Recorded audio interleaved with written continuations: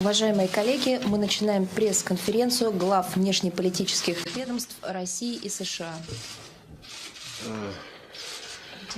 Сейчас я приглашаю наших гостей разместиться поудобнее. Здесь есть места. Пожалуйста, проходите.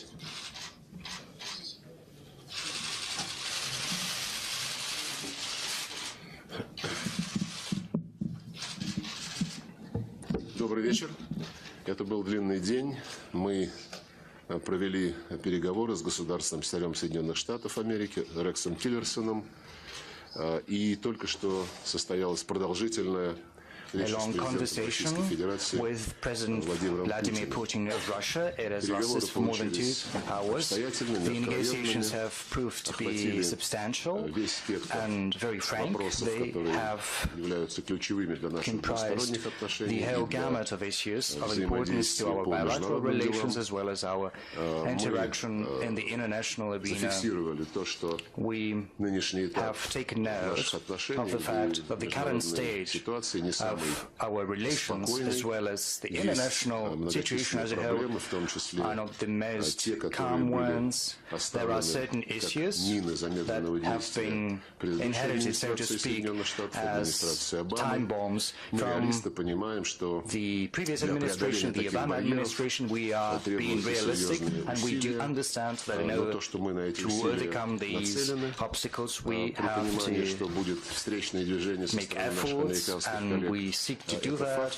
We understand that our American counterparts are going to move towards us as well, and our president has reaffirmed our will to do that. We see that attempts at preventing our cooperation. There are even attempts at escalating the confrontation, but we do not believe that this is an astute approach. We do understand that if Moscow and Washington cooperate, this is for the benefit not just of our nation, but also for the sake of the whole world. We have reaffirmed that we both seek to fight without any compromise the international terrorism. This issue has been raised by our presidents in the course of their telephone conversations, including their telephone conversation on April the 4th in the night when President Trump called President Putin in order to express his condolences on the terrorist attack that has taken place in St. Petersburg. In the context of fighting international terrorism, we have talked about Syria, of course. We have touched upon the incident that took place after April the 4th, when in the environs of Idlib in Syria, chemical weapons were used. We have talked about the ensuing missile attack of the U.S. against the air base on April the 7th. We have stated our position on many occasions. Today we have said that there needs to be a very thorough investigation into this incident, which has become the subject of many speculations. Russia has spoken in favor of drawing the attention of the OPCW in The Hague to this incident, saying that the OPCW has all the necessary competences and powers to look into this incident. There's been an official letter by the Syrian government to the UN and to the OPCW with a request to dispatch as soon as possible a group of experts in order to conduct an unbiased and frank investigation both in Idlib as well as at the airport, the airbase that was struck.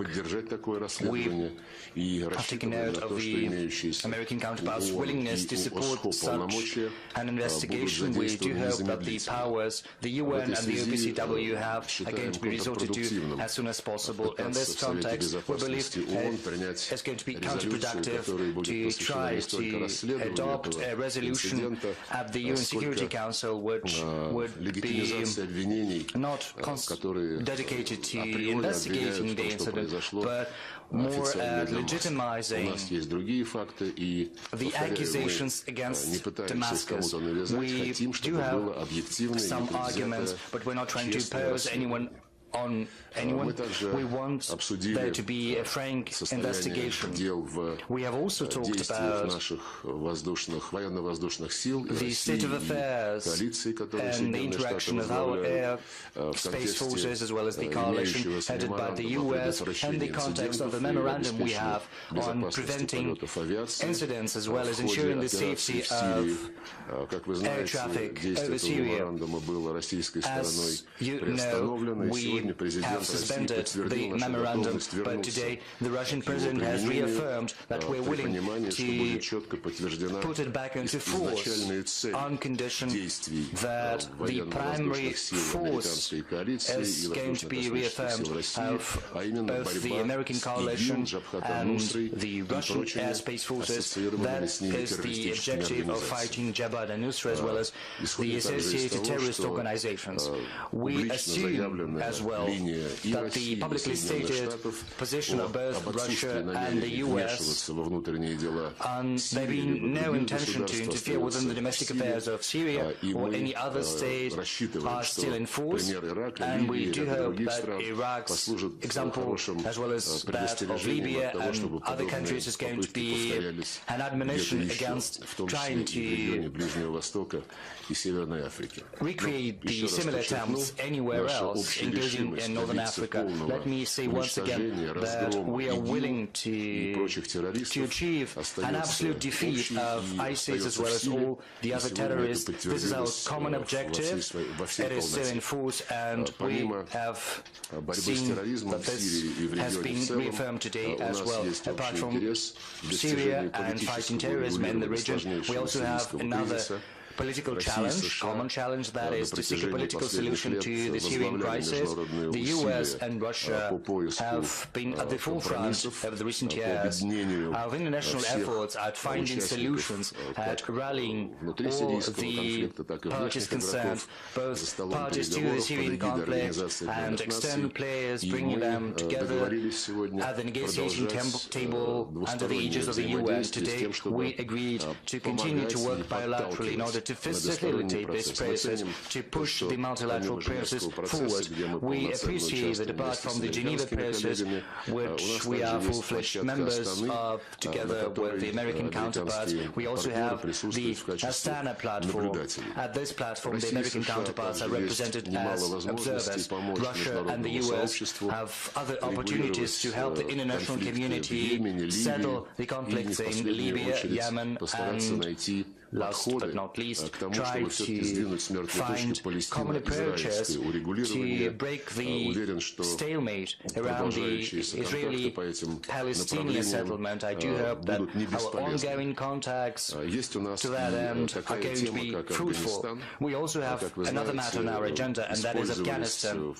As you know, over the last 2 years, there have been different formats resorted to seeking to rally an external support for the Afghan settlement.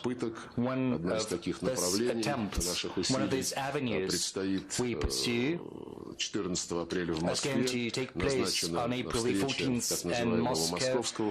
A meeting has been scheduled for the so-called Moscow format, which is going to be attended by Afghanistan, its neighbors, including Central Asian republics. The American counterparts representatives have also been invited to this meeting. We do hope that they're going to be able to participate in this meeting. We have also touched upon the Ukrainian crisis. We've got a common approach. The Minsk agreements of 2015 are to be observed and respected. We have also recalled how under the previous US administration a bilateral consultation channel had been fostered between Moscow and Washington to supplement the N4, and we have felt the interest of the current administration контакты по этой теме с тем, чтобы помогать искать практические пути реализации в полной мере Минских договоренностей. Мы будем такие усилия приветствовать, мы к ним готовы. Говорили мы и о ситуации на Корейском полуострове, которая всех нас очень серьезно тревожит, и Россия и Соединенные Штаты выступают за неукоснительное соблюдение резолюций Совета Безопасности, которые были приняты на эту тему. И сегодня мы говорили о том, как найти способы выйти из спирали конфронтации и перейти все-таки к тому, чтобы создать условия для переговорного процесса, для урегулирования проблемы денуклеаризации Корейского полуострова через политические усилия.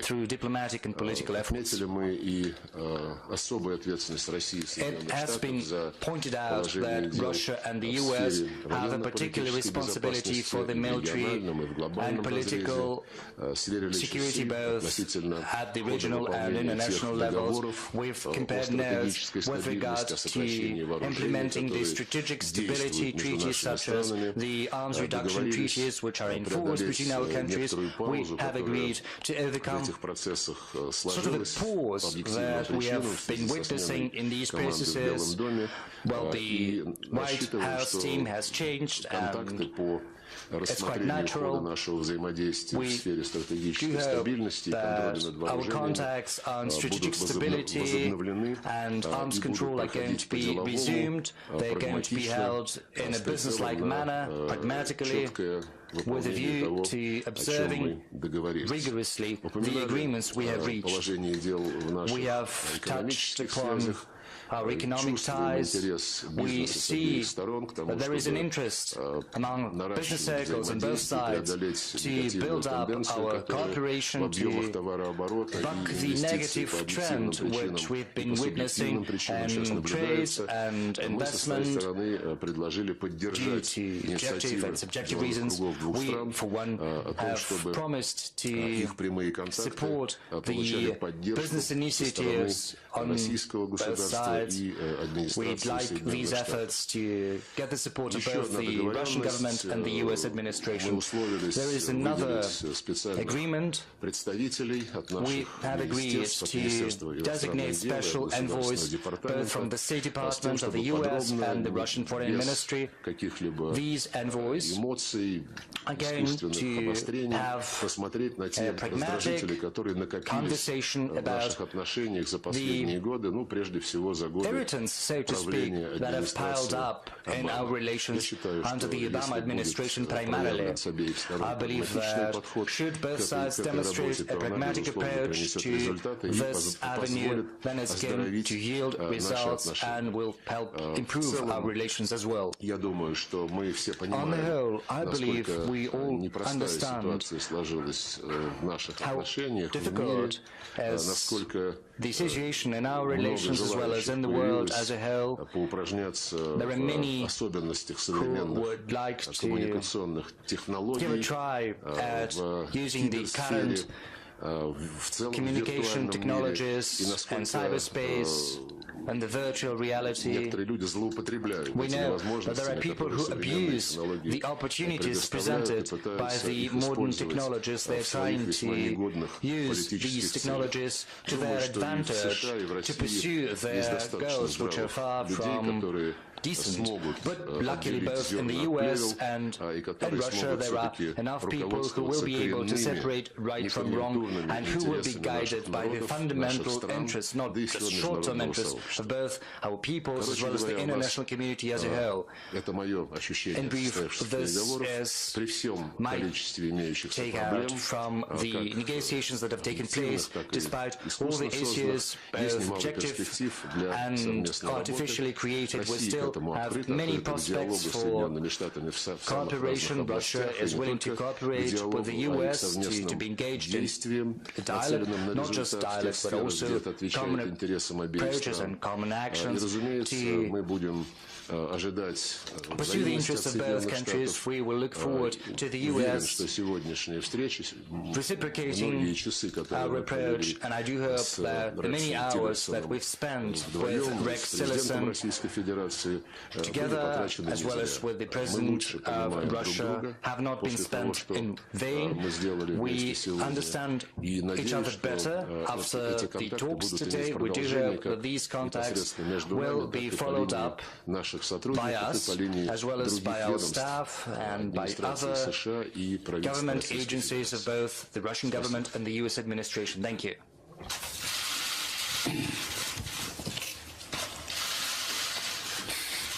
Good evening. We just came from a productive meeting, as you heard Foreign Minister Lavrov mention, of about 2 hours with President Putin. We frankly discussed the current state of U.S.-Russia relations. I expressed the view that the current state of U.S.-Russia relations is at a low point. There is a low level of trust between our two countries. The world's two foremost nuclear powers cannot have this kind of relationship. We further discussed approaches to improving our channels of communication. We had a lengthy exchange of views regarding the situation in Syria and shared perspectives on possible ways forward.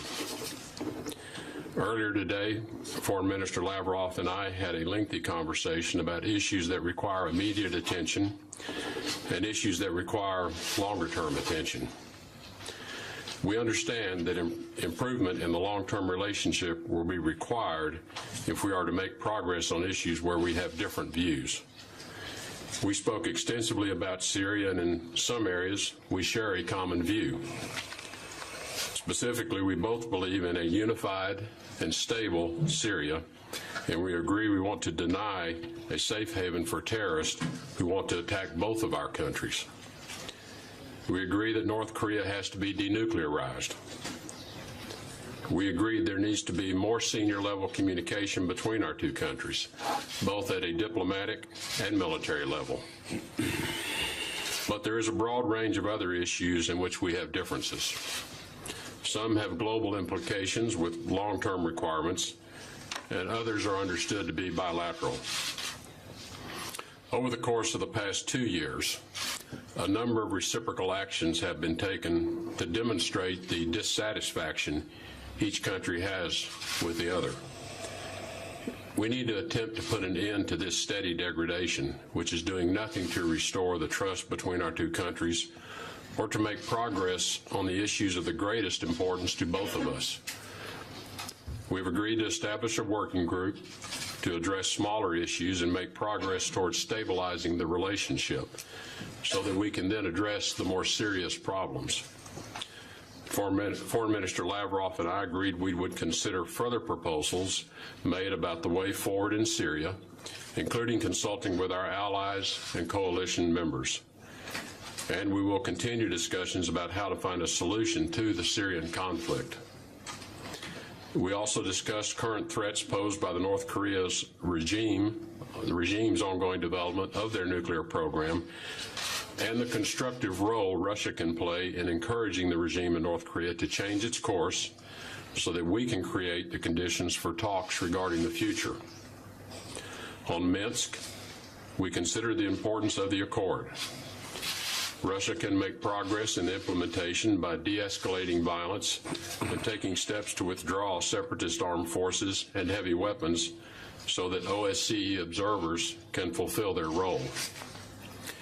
Until full progress is made under the Minsk Accords, the situation in Ukraine will remain an obstacle to improvement in relations between the U.S. and Russia. I thank the Foreign Minister for a productive round of discussions, and I look forward to future conversations. Thank you. Уважаемые коллеги, мы переходим к вопросам. Пожалуйста, телеканал Colleagues, now we get down to questions. Russia 24, please. Здравствуйте, Анна Балдина, телеканал «Россия-24». Вопрос прежде всего господину Тиллерсону. Мы в последние дни слышали из Вашингтона не только противоречивые, но, скажем так, агрессивные заявления. Я имею в виду заявление господина Трампа, который в интервью назвал президента Асада животным, и заявление представителя Белого дома господина Спайсера, который сравнил Асада с Гитлером, но допустив оговорку, что Гитлер не применял химического оружия. Скажите, как эти заявления способствуют цели дипломатии? И never used the chemical weapons. Do you think the rhetoric can change, and is it helping the diplomacy or not? Thank you. Well, I think the perspective from the United States, supported by the facts that we have, are conclusive, that the recent chemical weapons attack carried out in Syria was planned, and it was directed and executed by Syrian regime forces, and we're quite confident of that. This is just the latest in a series of the use of chemical weapons by the Assad regime, and notwithstanding their use on more than 50 occasions of chlorine bombs and cluster bombs and other types of weapons that are intended to maim and kill in the most horrific ways. So I think the characterization is one that President Assad has brought upon himself. Я должен буду два слова добавить. Это очевидно. Которые мы It's quite evident this is the topic with regard to which we have differences of opinion. Russia insists that there needs to be an objective investigation. In 2013, the US and Russia initiated the elimination of serious chemical weapons, and record terms we had prepared the necessary agreements at the OPCW in The Hague, as well as in the Security Council of the UN. There have been reports from the OPCW which state the progress that has been achieved in eliminating the full stock of the chemical weapons the Syrian regime had. The reports also state that the number of places where the chemical weapons were stored were under the control of extremists. So the process between Damascus and The Hague has been ongoing. There have been some difficulties, and yet we use our relations with the Syrian government to encourage them to cooperate fully with the OPCW, and we are fully committed to finalizing this work. We're going to seek its completion. As for the investigation into the incident, there is a fact-finding mission of the OPCW. There is also a joint mechanism for investigations set up together by the OPCW of the United Nations. We've got some questions we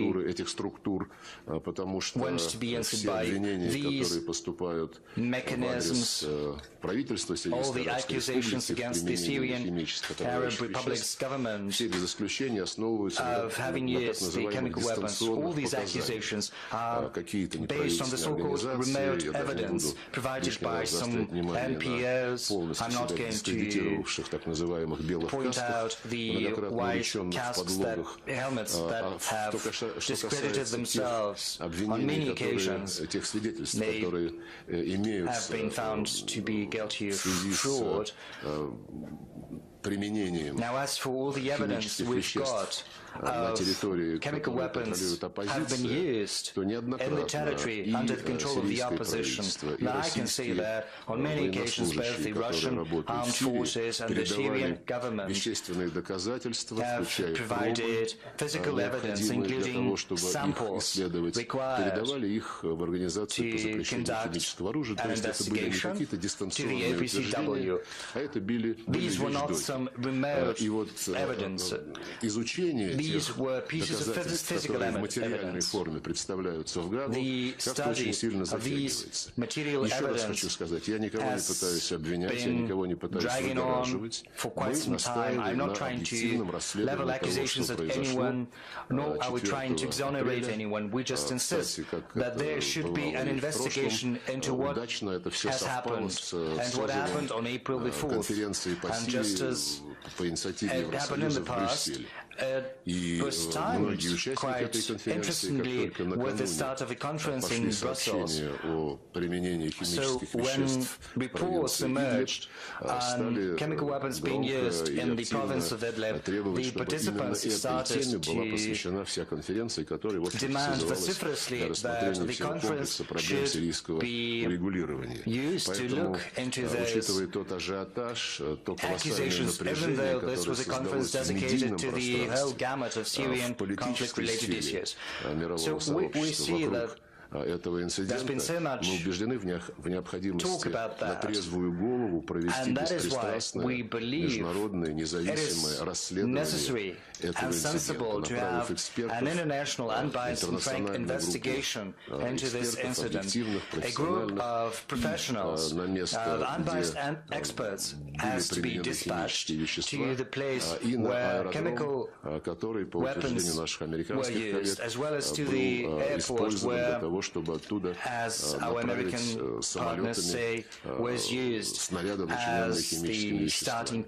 Мы не увидели никаких подтверждений того, что это было именно так, тем более, что и в телевизионных картинках и по показанию тех людей, которые находились на этом аэродроме сразу после взлета этих самолетов и после нанесения удара по нему, не было каких-либо признаков, характерных для того, чтобы говорить о применении that would support the statement, the allegation that chemical agents were used there at all. I'm sorry for taking so long to comment, but I would like to underline that we are 100% sure that if our colleagues at the UN as well as the Hague try to avoid this investigation, this will signify that they are reluctant to find out the truth, but we will insist that the truth should be found. Thank you. Josh Letterman with the Associated Press.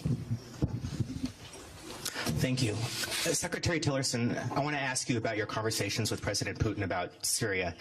You've predicted that Assad will leave power through a political transition. How will you compel Assad to participate in a political transition that leads to his own ouster? Are war crimes charges on the table? And how long will the United States wait for Russia to come around?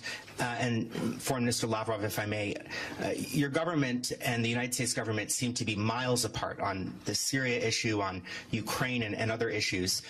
Did you feel that you cleared up any of those issues you mentioned earlier today since you've had those discussions with Secretary Tillerson?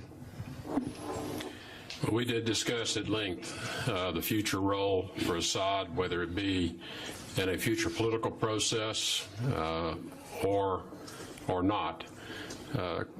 Clearly, our view is that the reign of the Assad family is coming to an end. And they have, again, brought this on themselves with their conduct of the war these past few years. We discussed our view that Russia, as their closest ally in the conflict, perhaps has the best means of helping Assad recognize this reality. We do think it's important that Assad's departure is done in an orderly way, so that certain interests and constituencies that he represents feel they have been represented at the negotiating table for a political solution. How that occurs, we leave that to the process going forward. We do not think one has to occur before the other can begin, and it will take a pace of its own. But the final outcome, in our view, does not provide for a role for Assad or for the Assad family in the future governance of Syria. We do not think the international community will accept that. We do not think the world will accept that. What about the war crimes charges? We discussed the issue that as time goes by and more evidence continues to be gathered, it is possible that the threshold necessary to charge individuals, including Bashar al-Assad, may be achieved. As you know, this is a very high legal hurdle in order to bring such charges against an individual. So I would not suggest to you that all of that evidence is in place, but I think the longer time goes by, it's possible that the case will be made, and there are certain individuals who are working to make that case. Ну, с своей стороны я хочу сказать, что I, for one, would like to say не считаю, будто мы с Соединенными Штатами находимся на непреодолимом расстоянии друг от друга the US многим вопросам международной at so повестки great a дня. Это distance that касается и it cannot be Сирии, bridged и on many issues of Украины. the international В agenda, наших both with вступительных regard to словах Syria and с Рексом Ukraine. Тиллерсоном мы It's not упомянули о impossible. In our договоренностях, introductory которые remarks with касаются Rex Tillerson, we не только mentioned the сохранения, но и agreements that are активизации related каналов диалога not и по just Сирии, to preserve and и по also to Украине. intensify the Что communication касается конкретно channels with проблемы regard to Syria and Сирии, Ukraine. в частности, As for Башара Syria Асада, and Bashar мы сегодня al-Assad, обсуждали исторические экскурсы. we have had И Рекс сказал, sort of a historical background. он человек новый, и он Rex предпочитает said не в истории копаться, he's a new guy а and he заниматься prefers not сегодняшними looking into проблемами. history but to deal Так with the matters of устроен мир, today. что если мы не But the thing извлекаем is, the уроки world из is built прошлого, in such a то fashion that едва if ли we мы do not сможем преуспеть в take lessons from the настоящем. past, we will hardly be able to achieve success in the present. Ситуациях, And когда I recalled группа государств, certain прежде всего situations when западные страны, groups of страны countries, НАТО, primarily были Western countries, NATO абсолютно countries, зациклены were sort на of ликвидации того или fixated иного диктатора, on eliminating this авторитарного, or that тоталитарного dictator, an Ради того, authoritarian or чтобы totalitarian leader, убрать президента in order бывшей Югославии to oust Слободана Милошевича Slobodan Milosevic, НАТО president of развязала войну в ex-Yugoslavia, центре Европы NATO в 1999 году в грубейшем launched нарушении to устава war in ООН, в грубейшем 1999 нарушении and gross Хельсинкского violation of the UN заключительного Charter акта as well as the бомбили Helsinki Final телецентр, Act между of the прочим, OSCE. что является The военным TV station преступлением was по всем bombed, which incidentally интерпретациям as a Женевских military конвенций, crime, бомбили however you interpret the жилые Geneva кварталы. Conventions. Посольство Китая Residential areas were атаки, shelled. бомбили мосты, The Chinese embassy пассажирские was поезда. also attacked. Более 2 месяцев, почти 3 месяца. эти Civil бомбежки trains продолжались. and bridges В were итоге, в общем-то, когда уже bombed. кончились снаряды и The кончились shelling цели, went которые on for хотя бы 3 относительно months. можно было отнести к чему-то близкому, And к двойного использования, к целям двойного then использования, they пришли в ran Совет out of Безопасности. targets that could Другой be пример, еще qualified один as диктатор, Саддам Хусейн, dual-use facilities. которого повесили There was после another вторжения. dictator, Мы Saddam знаем все, чем Hussein, это who was вторжение hanged обосновывалось. after the invasion. We С know тех how пор this только invasion Тони was Блэр, по-моему, justified.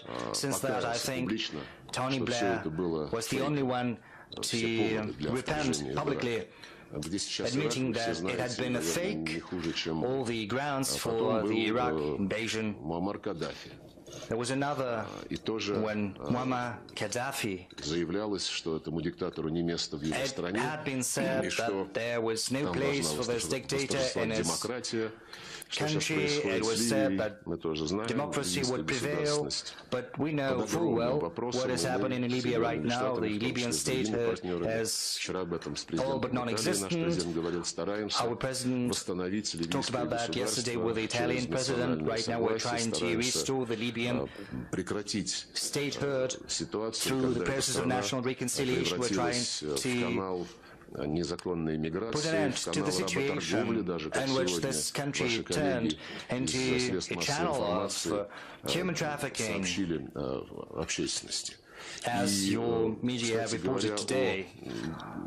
о тоже не очень давних примерах. Incidentally, Судан, there are other президент examples, Судана, not so президент recent. Башир, был The president of объявлен Sudan, в Omar розыск al-Bashir, по линии Международного уголовного суда. there has been a через warrant for несколько his лет arrest issued администрация by Обамы the решила, International что Criminal Court, для того, чтобы and проблемы Судана several урегулировать, days надо Судан на later, две части the Obama разделить. administration Создали Южный decided that Судан, in order to причем settle this активнейшим problem, образом Sudan просили had to be нас split into two помочь parts. заручиться South согласием Sudan президента was Башира, которого США established, хотят and видеть the в Obama уголовном administration суде, tried чтобы он to не сопротивлялся help разделу them Судана на secure два государства. Amar И al-Bashir's президент Башир agreement to сдержал свое this слово, стал сотрудничать с splitting международным up. сообществом. Судан был President разделен на две Bashir части.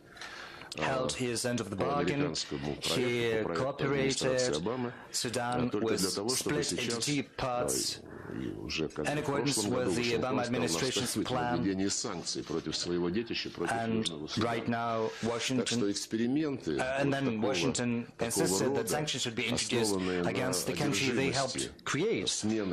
So this fixation on trying to oust this or that dictator, an authoritarian or totalitarian leader, is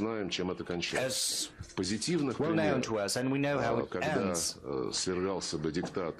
И все пошло бы как по маслу, я не присутствую. Если они есть, я буду признателен, если вы мне о них расскажете. Поэтому в Сирии, if you have any examples, I'd be glad if you could share them with me. Мы не делаем ставку на какую-то персону, не на президента Асада, не на кого-то другого, как сейчас пытаются, кстати, в Ливии, делать ставку то на Сараджа, то на Хафтара. Мы выступаем за то, чтобы они сели и договорились.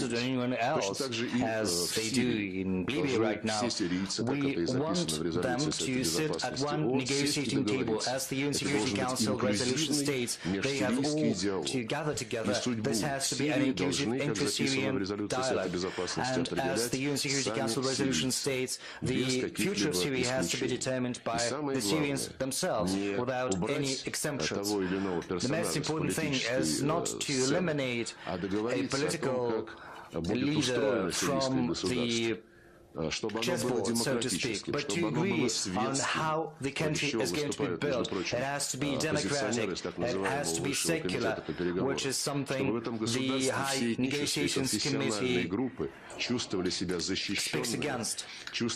All ethnic and religious groups have to feel safe, have to feel represented at government agencies, and only if such a consensus is achieved, which has to be done through elaborating a new constitution, will the issues related to certain personalities be settled very efficiently without any tragic consequences either for the country or for the people. Thank you.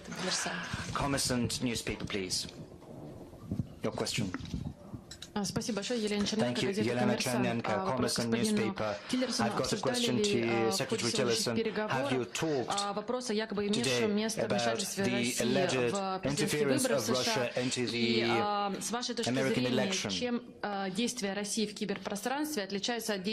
what way do you think Russia's actions are different from the American actions in cyber security? In accordance with what the American media say, we know that the Iranian nuclear program was compromised by American-created Stuxnet virus. Right now, the U.S. is trying to prevent the North Korea from happening using the same means. And another question to both ministers. A working group has been set up. Are you talking about resuming the work of the bilateral presidential commission? Do you plan to do that? Thank you. We touched only briefly on the issue of cybersecurity and in particular on the challenges that it is placing on everyone in terms of a new threat, an emerging threat. But I think I do make a distinction when cyber tools are used to interfere with the internal decisions among countries as to how their elections are conducted. That is one use of cyber tools. Cyber tools to disrupt weapons programs, that's another use of the tools. And I make a distinction between those two. Clearly, this is an issue that has emerged in our time, for which we have yet, as an international community, come to some conclusion around how we want to respond to that. And so there will be further discussions, and it is on the agenda, and it is in the agenda that Foreign Minister Lavrov passed to me for us to have further discussions in the future. Я могу только подтвердить, что мы заинтересованы в тесном сотрудничестве по борьбе с преступлениями в киберпространстве. Мы, наверное, вы слышали, мы не раз об этом говорили, еще 1,5 года назад, в октябре 2015 года предложили администрации Обамы, учитывая ее обеспокоенность действиями concern about the activities of the so-called Russian hackers they started to pursue over the world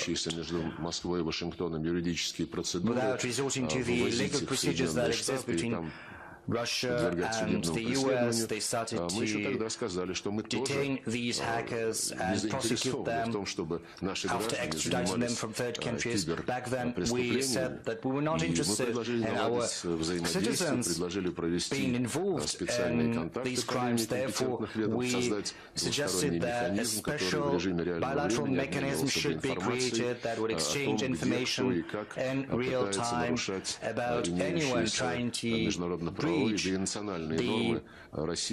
international or national norms of both Russia and the US. The Obama administration refused this proposal of ours. They didn't respond. But then, at the end of the Obama administration in November last year, they proposed that we should meet. Certainly, our relevant government agencies agreed, but at the last moment, the Obama administration changed their mind, because they were probably very, very interested in undermining the American-Russian relations before the arrival of new administration in power. That's why we once again confirmed this interest of ours today. This is a relevant matter, and that is why we suggested that our contacts should be resumed at the level of special envoys of the US administration and the Russian president, and also contacts at the level of relevant authorities. We feel that this time the result of these efforts might be different, leading to the establishment of new channels of communication and cooperation. And what is your second question? The bilateral presidential commission? No, we have not yet touched upon this matter. It has been buried, so to speak, but maybe it might be resuscitated. проблемных вопросов двусторонних отношений, мы планируем создать, вне зависимости от какой-то более зонтичной структуры, просто мы выделим людей, которые спокойно сядут и посмотрят, где у нас сохраняются сложности, где мы друг на друга обижаемся, правильно мы это делаем, и посмотрят, как можно преодолеть to look into those and to look into how we can overcome these difficulties that exist. Richardson, Fox News Channel. Thank you. Secretary Tillerson, did you discuss today with President Putin or Foreign Minister Lavrov sanctions or other concessions that the United States might make in exchange for a change in behavior from the Russian government? And also, speaking about what you just answered previously, did you present to President Putin or the Foreign Minister specific evidence the Russian government interfered in the U.S. election? And to Foreign Minister Lavrov, if an independent investigation finds the Assad government attacked his own people with chemical weapons, what will Russia do? President Putin says there's an effort to blame Assad and plant evidence. Did you present that evidence to Secretary Tillerson today? And would Russia refuse to consider to agree to any circumstance that results in the ousting of Bashar al-Assad? We discussed no change in the status of sanctions that have been in place with Russia as a result of certain actions taken in Ukraine, as you know. I think as to the question of the interference with the election, that is fairly well established in the United States, and I think that has been spoken to on the Hill as well with the Congress, and it is a serious issue. It's one that we know is serious enough to attract additional sanctions.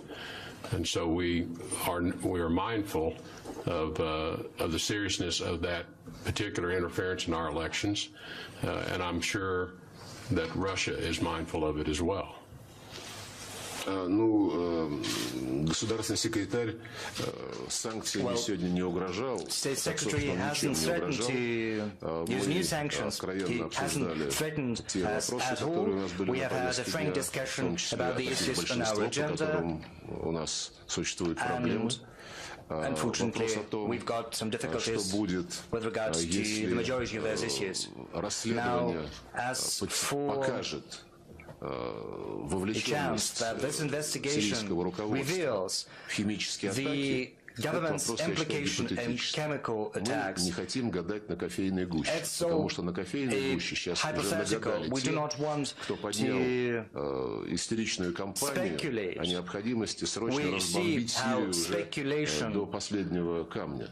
Из Сената, из Палаты представителей такие призывы раздаются вслед за ударами, которые Соединенные Штаты нанесли по сирийскому аэродрому. Мы не хотим спекулировать на очень важных вещах. На применении химического оружия, не хотим спекулировать на попытках кого-то оправдать, на попытках инсценировать атаки с использованием отравляющих веществ. Мы хотим установить истину в полном соответствии с принципами американских законов, российских законов, в соответствии с законами любой нормальной страны. Презумпция невиновности должна уважаться. И если, как я уже сказал, наше официальное предложение, направляемое сегодня в Гаагу, провести непредвзятое, беспристрастное расследование, будет тормозиться, то мы сделаем определенные выводы в отношении тех, кто будет такие тормоза использовать. Что касается, опять прозвучавших здесь утверждений, будто у правительства Соединенных Штатов есть неопровержимые доказательства того, что мы вмешиваемся в избирательную кампанию, то еще раз вынужден сказать, что мы ни единого факта, electoral campaign, I have to say once again that we have not seen any facts, even hints at facts. We have not seen any evidence. No one has shown us any evidence, even though we have requested on many occasions that this evidence has to be produced to us to support the allegations, the accusations we hear. We do understand that there are many people who want to undermine our relations, to pursue their internal or external political interests, but these are just games with evil ends. We want to hear concrete proof and then we'll respond accordingly. Thank you. Ria Novosti, please. Добрый день, агентство РИА Новости. Good evening, RIA Novosti Agency. Polina Chernisova, question to both ministers. The US has sent a strike group with an aircraft carrier. Kurt Benson, has this issue been raised during the talks? And what are the risks this step might entail for the region? And a question for Secretary Tillerson. If this group has been sent to the Korean Peninsula, does this signify that the US has some plans for military intervention in North Korea? Thank you. The Carl Vinson strike group is routinely in the Pacific Ocean. It's in the Pacific Theater.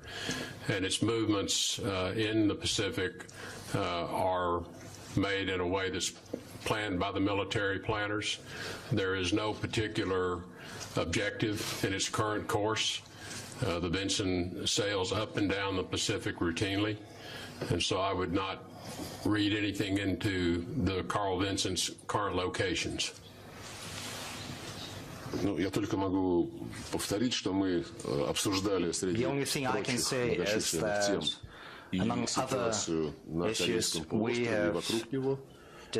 У нас, насколько я понял, при всех нюансах, причем возможно существенных нюансах, есть общее стремление к тому, чтобы эту проблему регулировать исключительно политическими, мирными средствами, добиться денуклеаризации Корейского полуострова через переговоры. Есть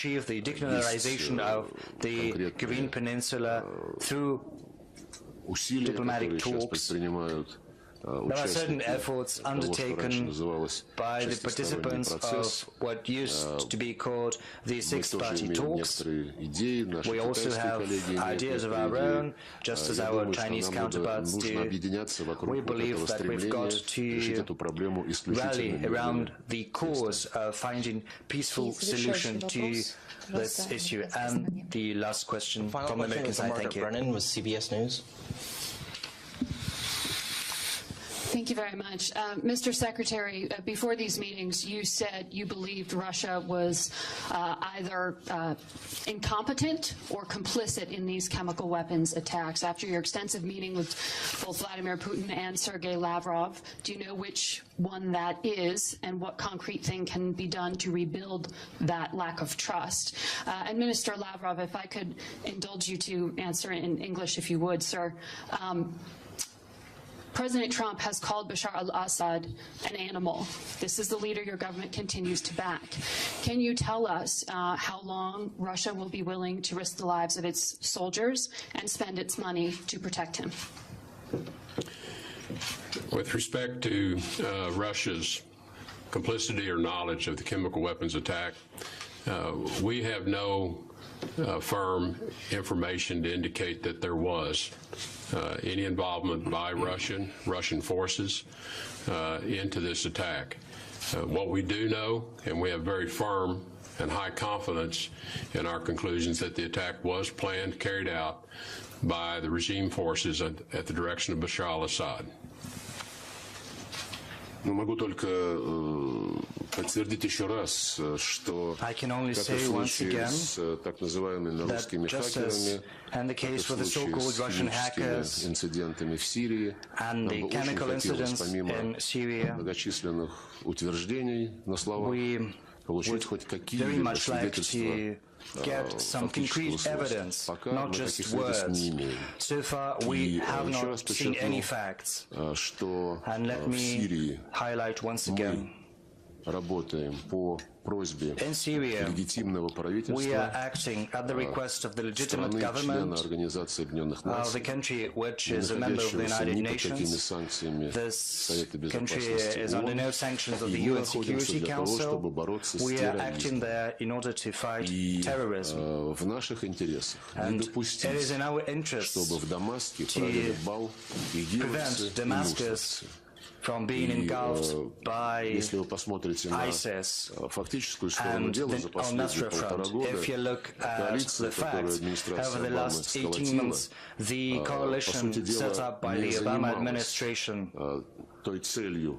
did almost nothing to achieve the objective that it had stated when being established. It had not fought consistently against the al-Nusra Front or ISIS until the Russian airspace forces were deployed in Syria. And even after this deployment of our forces, the US-led coalition under the Obama administration only performed strikes against certain posts held by ISIS, and it was always sparing the al-Nusra Front, and we've got some suspicions.